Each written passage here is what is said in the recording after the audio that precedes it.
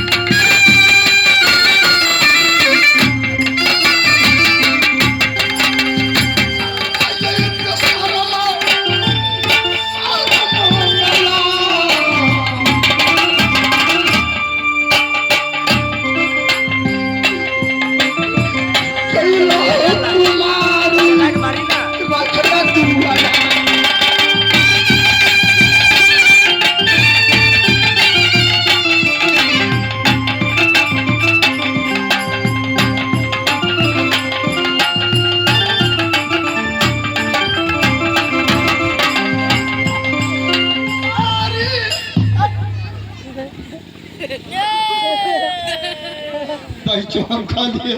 चंदकला वाला जगह छेक ले छी सर हमरे पर चोट करे छी हो हम कहली चंदकला वाला जगह छेक लेबे तो ओकरा बुझाते चंदकले सुतल है अच्छा उ सर हमरे चटैया लेखा नुड़ी अबै है स्वामी